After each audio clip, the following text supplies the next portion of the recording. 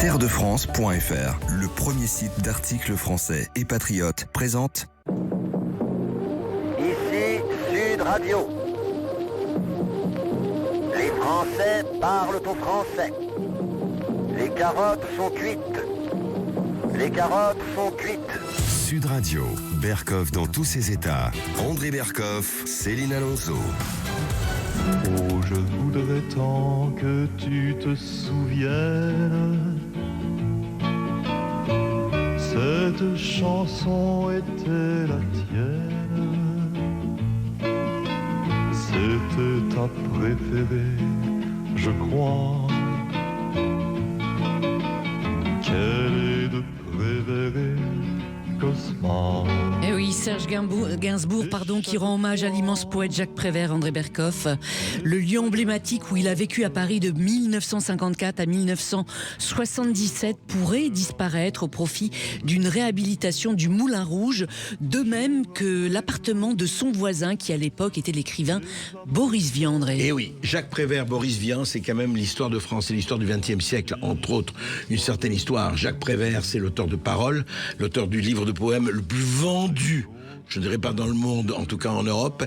Il a été vendu à 1,5 million d'exemplaires. Je ne parle pas des livres de poche, Paroles de Prévert, dans les années 45, 50 et compagnie. Moi, à 14 ans, c'est le livre qui m'a ouvert l'esprit, Paroles de Prévert. Et puis Boris Vian, qui ne connaît pas Boris Vian, l'écume des jours, etc., etc.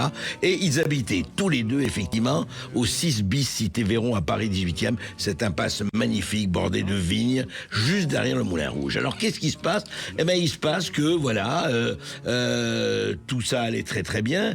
Et puis, non-renouvellement du bail par le Moulin Rouge. Ça appartenait au Moulin Rouge. Et effectivement, ils veulent le détruire, veulent le démolir parce qu'ils veulent agrandir le Moulin Rouge, faire une espèce de succursale, faire quelque chose et tout. Et donc, Eugénie Bachelot-Prévert, qui est la petite fille de Jacques Prévert, a lancé effectivement une pétition pour sauver ce patrimoine. Et c'est vrai que ça devrait être un patrimoine. Et c'est vrai que des centaines de personnalités des arts et des lettres se sont mobilisées. Patrick Modiano, le prix Nobel de littérature, Mathieu Chédid, le chanteur, Jean-Pierre Jeunet, François Cluzet, tous. Et ils ont adressé une lettre à Rachida Dati, l'actuelle ministre de la Culture, pour lui dire, attendez, l'appartement de Prévert, c'est quand même un endroit magnifique.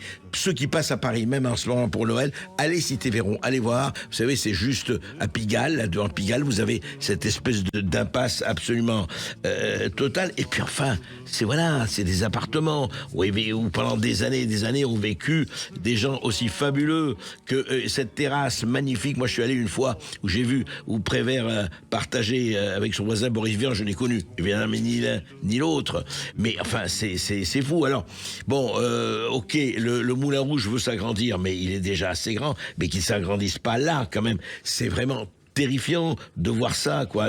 Les étagères sont remplies de livres, sont garnies d'un fatras de curiosité, parce qu'il faut savoir que Prévert faisait aussi des tableaux et des collages. Ils sont tous là. Il y a des facsimilés portraits de Prévert par Picasso, etc. Mais au-delà de ça, c'est quand même incroyable. Il y a des endroits, d'ailleurs à Neuilly, il y a l'appartement où est né Prévert, où est né Jacques Prévert. C'est à Neuilly, dans un appartement.